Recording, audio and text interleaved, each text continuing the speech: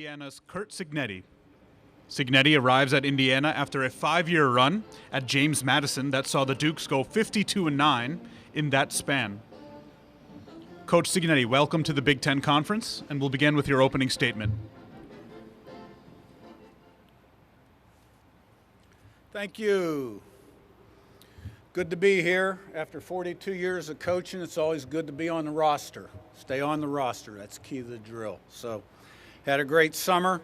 I want to thank my wife, Manette, for allowing me to do what I love to do. Without her, this wouldn't be possible. We're a team.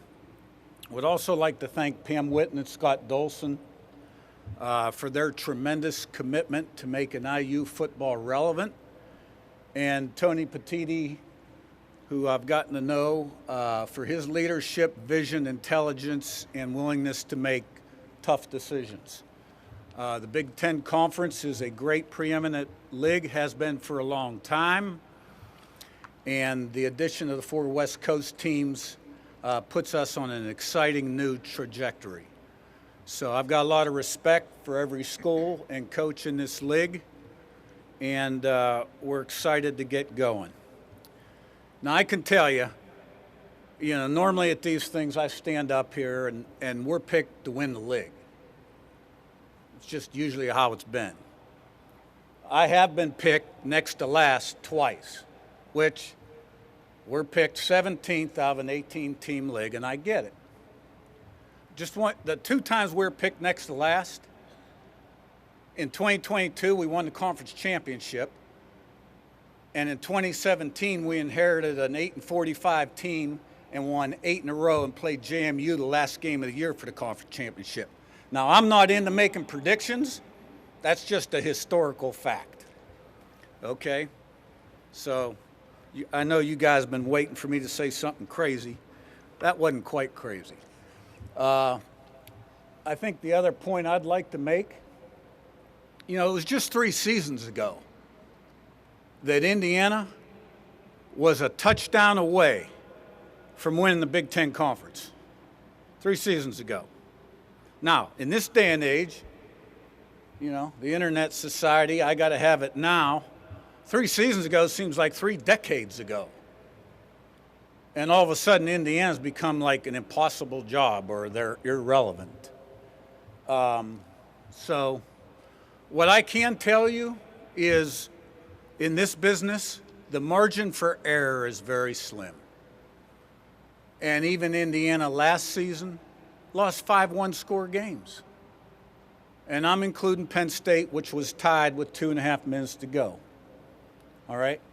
Now, our staple, places I've coached, guy I learned from, we're pretty darn good at those one-score games. So, just saying. I like our team. We have a lot of experience on our team.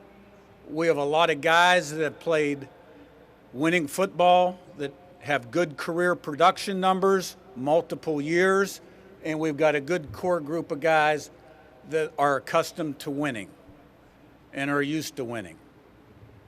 Now, you probably wonder how you say that, inheriting a program like this, but in this day and age in the portal, you can change things real fast. So how did we get to this point, and what's the transition been like?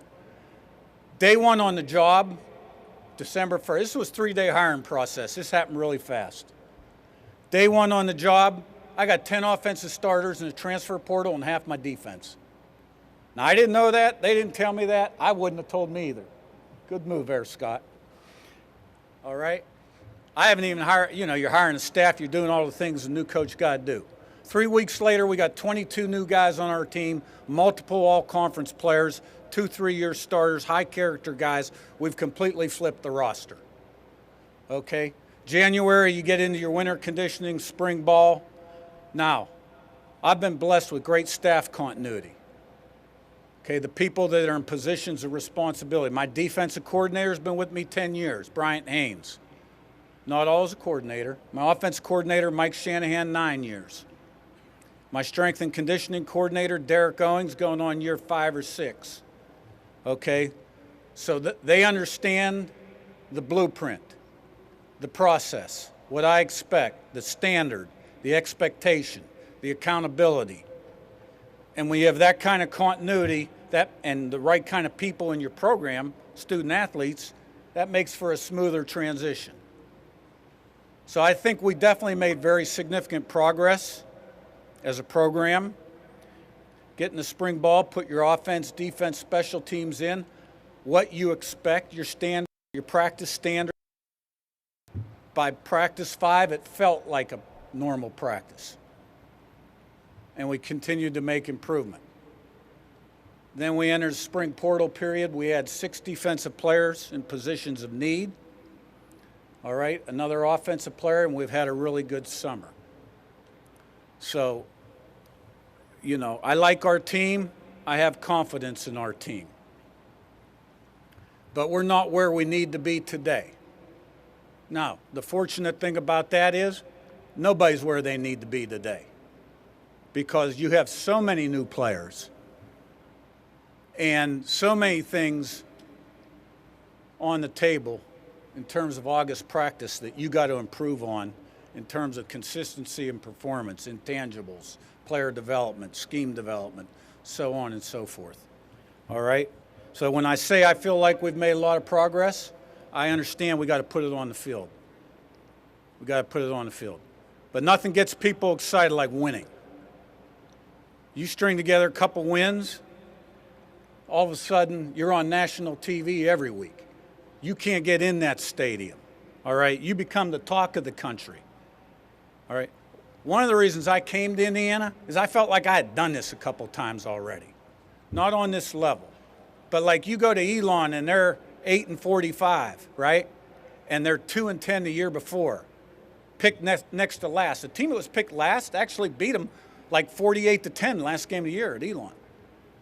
And you put together 8 wins in a row, and every one of those games went down to last play. You're winning all those close games, and all of a sudden, people won't come to the stadium. Now they can't get in the stadium. So we got a lot of guys accustomed to getting the result. We're very process-oriented in terms of what we do. Control the controllables, humble and hungry, be where your feet are, no self-imposed limitations. Improve every minute, every hour, every day, every rep, one play at a time. Buy into that, okay, and just improve and see where the process takes you. Now, I've kind of had to speak a big game taking over a job like this because we had to wake some people up and create some excitement. And after all, this is the entertainment business too. So excited to be here. We have 8 home games. We have a great schedule. Can't wait to get going. And with that, I'll open it up for questions. We got first row on the right side, Coach. First row on the right. Kenneth Berry, Touchdowns and Tangents. Coach, you talk about recruiting and, you know, getting people that are fit. In regards to just NIL and maybe like the local community, how have they supported you in your pursuit, and how have the players kind of reached back out in that regard too? Yeah, I mean, I think that's been a real key component. Things that are critical to program success. You know, I think the university's anteed up. You know, it's very important to them that we get football going, and there shouldn't be any, you know, limitations on what we can accomplish in football. You know, somebody asked me, how do you define success at Indiana? I was like, well, we want to be the best. I mean, you don't bring your kids up, Johnny. I want you to be 4th best. I want you to be 10th best. Bullshit. We want to be the best. So when I talk about no self-imposed limitations, that's what I'm talking about. Now, specifically to your question, you know, that number has gone up and allowed us to be very competitive and recruit good football players. And there's going to be further changes down the road that I think will benefit us also. And that's why, you know, just one of many reasons I'm so optimistic about our future. First row right on the left side. Oh, there is another mic. Good. Coach, wondering about your father and what you learned from him at an early age. First of all, what was the most important thing you learned from your dad? in terms of either as a man Yeah. and then coaching wise, what's the first thing you learned Yeah. from him? Greatest man I've ever known. Blessed to be able to call him my father. Was a very direct man, very honest man, had a great work ethic, led by example, helped a lot of people and players in their lives, had a good heart, overcame cancer. His third year as head coach at West Virginia, given his last rites twice, beat that, had to get out of football, and went back to his alma mater a few years later, had an outstanding career. Never coached for him, never played, played 1 year, my freshman year at West Virginia for him. He was always my biggest critic early on in my coaching career. Did not tell him that I was going to take the IUP job because I knew what he was going to say. I called him night before, said, I'm going to be announced tomorrow. You know, I was 50. I bet on myself. I was tired of being a head coach. I took a big pay cut, and it worked out. I'm here today. But the field was named after him. I threw him off the field 1 year because he was being too critical. You know what I'm saying? But very complimentary of the way we played at the end when I was at JMU. I learned a lot in personal things from him. Yeah. All the way in the back, coach, on your left side. Hey, Coach Sig, Ryan Canfield with the Hoosier Network. What ultimately landed you on Curtis Rourke, and what do you need to see from him to get the best out of him? Yeah. You know, I've always kind of made the quarterback decision when it comes to the portal. Our last 4 quarterbacks have all been player of the year in the league, and they were all different, and they all had their skeptics. So we've done a great job developing quarterbacks. I felt like he was the best out there for us. He had started a lot of games. He was player of the year in the conference in 22. Won a lot of games, engineered a lot of 2-minute drives, done a lot of touchdown passes, gotten him back to 2nd and 10 when put in a bad situation. So I thought he had a really good spring, a great summer. And, you know, I sleep better at night knowing I got a guy like that that's played that many games. Coach Cignetti, thank you so much for your time. Thank you.